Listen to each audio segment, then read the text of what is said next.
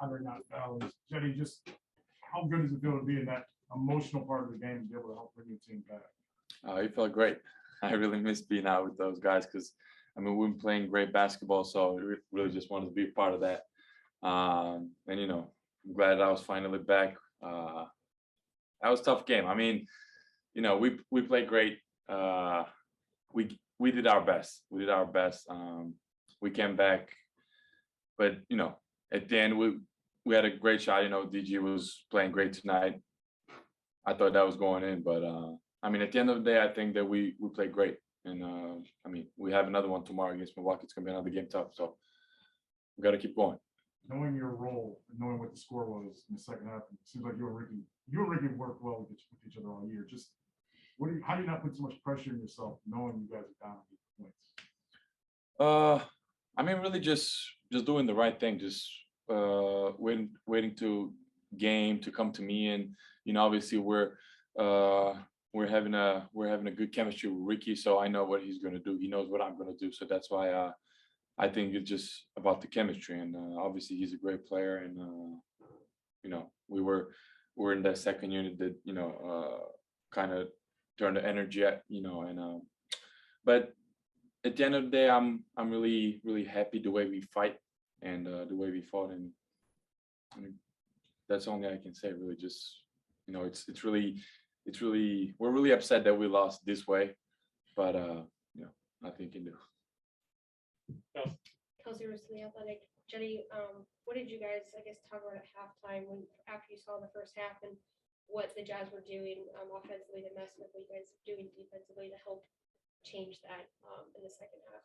Yeah, I mean, obviously we knew that they're shooting a lot of threes, and they made 10 or 11 in the first half, if I'm not wrong.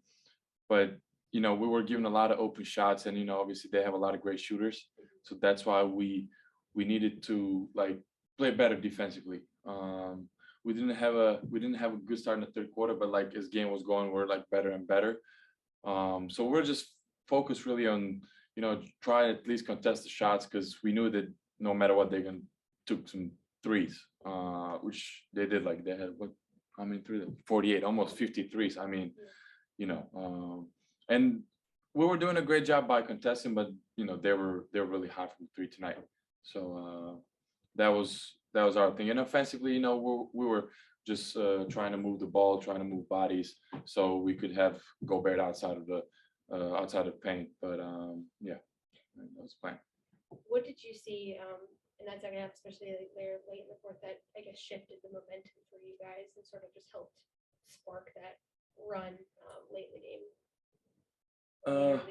Yeah, I mean, we were just doing the right thing, because we knew as a second unit that we have to play more aggressive offensively and defensively. And I think we were defensively, we were playing tough. Offensively, we were sharing the basketball. And I think we were running, and that's why we had a couple easy baskets. Ricky had a couple threes, so that's why I think it was you know, just the concentration wise, a second unit, because we know that we have to be ready no matter what. So I think we were ready, and you know, I'm glad that we were able to help to bring the, you know, team back. But yeah.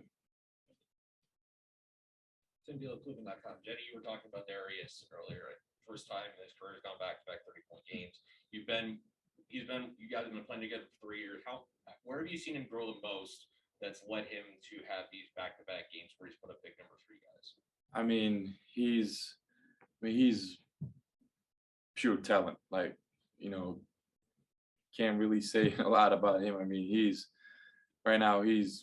killing. He's playing great basketball, like you said, back-to-back 30 games. But I mean, just besides that, the way he reads the game, the way he puts the way he puts the players in the right spots, the way he's sharing the basketball. Like, I mean, he's playing great right now. And I mean, he's our leader, and we really need him to play like this. And he's doing his thing right now. We're really happy. You used to practicing against your own set of 7-footers. How different was it today going up against what the Jazz have in Gobert in the middle? Yeah, I mean, obviously he's a great defender. But I think that we did a good job. We weren't rushing when we were going to the paint. Obviously, I mean, he still had a couple blocks, but I think that we did a good job going in and spraying the ball out and finding some open shots. We did. Just we couldn't knock him down, but hopefully next game we'll be able to knock him down. Anything else in the room? Last one, Christos. Hello, Cedi. Christos from Greece. Hope you're doing well. You fight against a championship caliber team tonight. You have one step away from a very big win. What it means about your effort as a group? I mean, obviously, we're happy the way we played tonight. We didn't give up, and that's not our character. That's the same thing actually we've been doing from the beginning of the year. I mean, we're fighting no matter what. If we're down 15 or 20, we're always staying in a game, and I see that as a huge improvement as a team. Like you said, they're a championship caliber team. They have a good team, but I feel that actually we've been doing this, but I think that we showed again to the people that we're not gonna give up, and we just have to keep playing like this. Is this game, this performance for you guys, a sign of development of your growth as a team? Yes, definitely, definitely. I mean, we just really know each other right now. We're playing great basketball. We're sharing the ball, and we know our roles. I think that's the biggest thing. So that's why we're every day we're getting better, and we're becoming better and better team. The circular. Efaristo. Honor not Valley Sports. Ricky, what in your mind in the second half changed the tempo and pace of the game in your guys' play? We just got stops and rebound the ball. They were moving the ball. They're one of the best, if not the best team in the league, moving the ball, making you pay for every mistake you make. And they shot 48 threes the other night. They shot 50 plus. So I think our defense picked up a little bit, and then we were making shots that helps too. For you guys as a team, you know what the other team plays like. What does it say about you guys, how you guys are to fight to the last second against the team? Oh, it's a lot of credit to the team. Even we young, we never give up. I think we've been in every single game of the season. And after, I don't know, 3 or 4 wins in a row that we had, it would have been easy just saying, okay, we have another game tomorrow, wrap it up. And we're not like that. We're not built like that. And I think it says a lot of the identity of this team. And playing like this, nights like tonight, I mean, you can lose a game, but down the stretch, I mean, at the end of the season, we're gonna win a lot of games if we keep playing like that. Say about Darius, obviously how they defend changed a little bit how you guys start the game. You guys got on lobs early. It seemed like Darius was aggressive early because of that. Yeah, he's been super good of reading the game and especially feeding Jay of the lobs, and they adjust and we adjust. So at the end of the day, it's chess game, and he's really smart. He's still young, but he knows the game really well. He got a great tempo, great pace, and he showed it tonight that the lob wasn't there because they were like getting back, and he got so many things in his bag that he can pull that floater. He's so good at that. Going all the way back to the summer, I mean, you're over there in Tokyo and you find out that you get traded.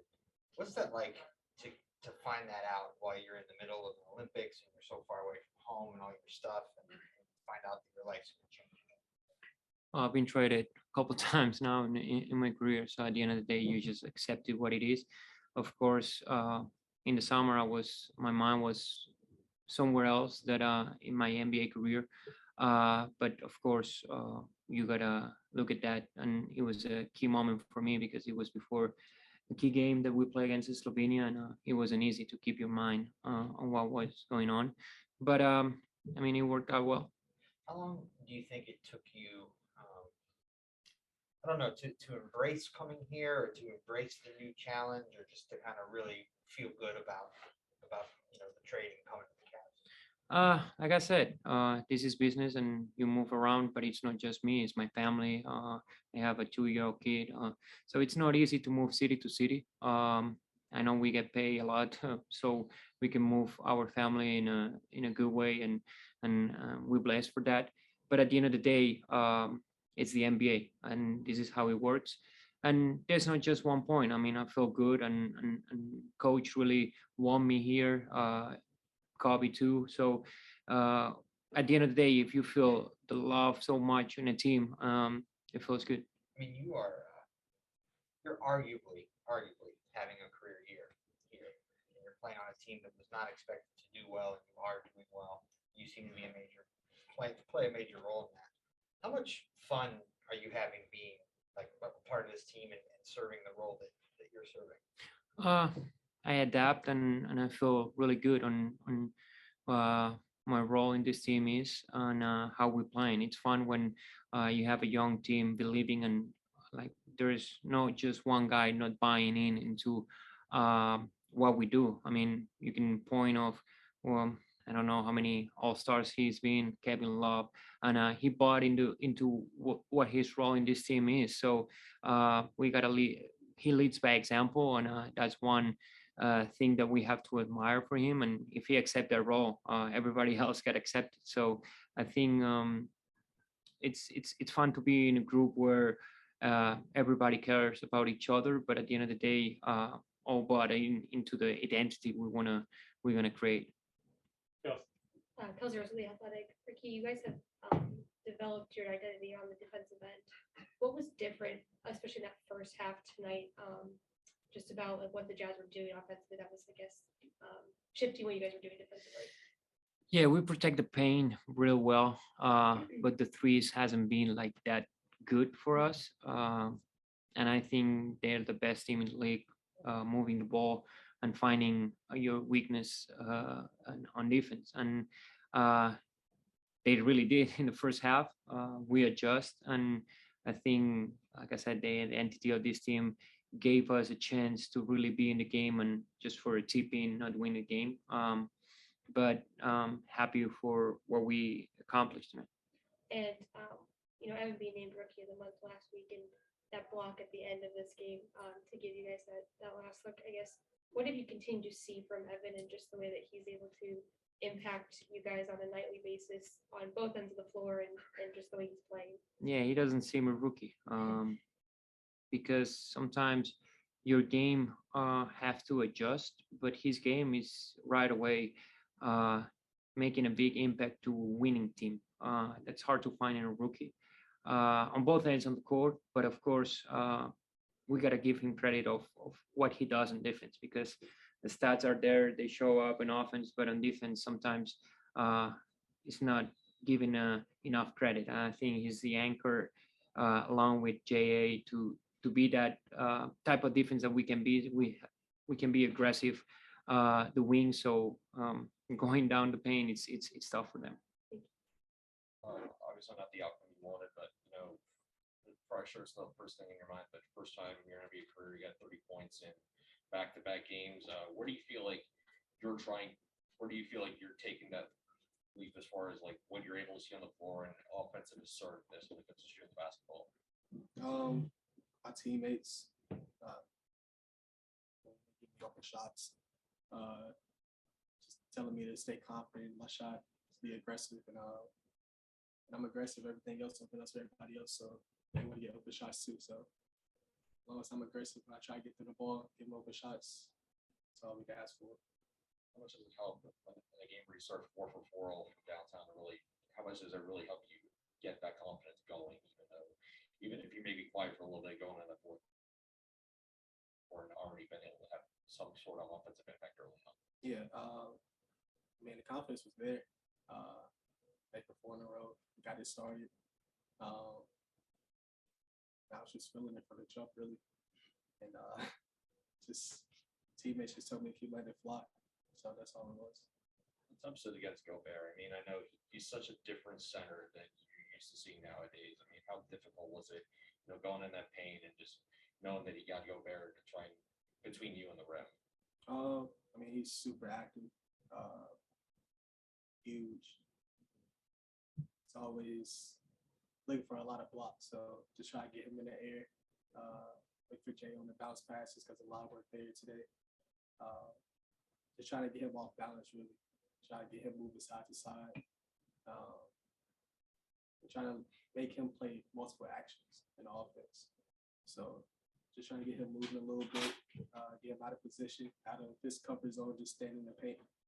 So that's what we're trying to do tonight. Worked a little bit there. We just kept going down to when we started blocking everything. So that's what it was. Kelsey, you're the athletic. Darius, did you like that last shot that you got right there at the end? Yeah, I work on that shot every day. Just didn't fall tonight. Felt good. It looked good.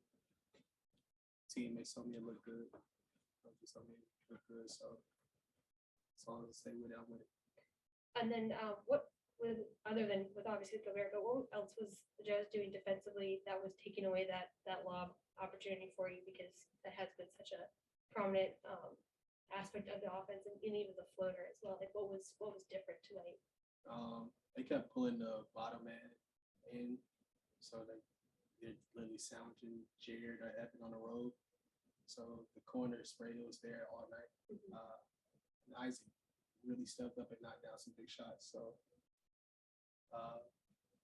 if they're playing like that, that's what they'll go to. They'll find an open man and just out of confidence and shoot and knock it down. What have you seen from Isaac, just especially offensively growing and playing at the two next to you, but being aggressive offensively and taking those opportunities when he does get them? That's what we want him to do. We want him to stay aggressive. We want him to be locked in. He's going to get that corner shot all year for the rest of his career. So as long as he had a confidence in shooting it, 9 times out of 10, I believe it's going to fall. So we'll try to keep giving it to him as long as he's open. And then what was the biggest change for you guys defensively between the first and the second half, and just how it helped shift things a little bit? Well, what did you see as, I guess, when you started the game? What was kind of areas you needed to shift?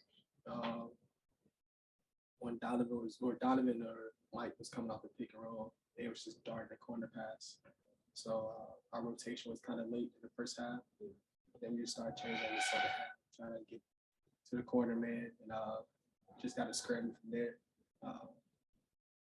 The second unit in the third quarter and a little bit of the fourth quarter, they really did that. They were super active.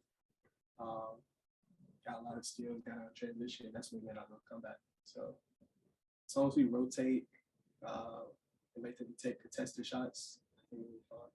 Thank you. Hey, Darius, you've been probably asked a number of rookie questions over the last couple months, but I mean, with this being your third year and sort of everything that you've seen here in your time, how important has it been to have someone like Ricky who can do the things that he does for you guys? Super important. Happy to have him. Super smart player. He knows when to pick his spots. He knows when to be aggressive, get teammates involved. So just having him, I mean, it's just like another quarterback on the floor, really. Like I said, he picked his spots really well. In the fourth quarter, he started being aggressive. That's what. And just having him on the floor, it makes a huge difference because everybody's just knowing that they can get the ball at any time. So Ricky's been really huge for us this year. Yeah, I was going to ask just whether it was, like you said, the opportunity to get shots or what is it? I was curious what he has done, what his presence has done for you specifically. Yeah, just not being on the ball all the time. And like I said, you can expect the ball at any time when yes. So I get to play off the ball a little bit. I can be more aggressive off the ball. Just let him run the show. Whatever he calls, we're gonna run, and it's gonna take from there. Anything else, Monroe?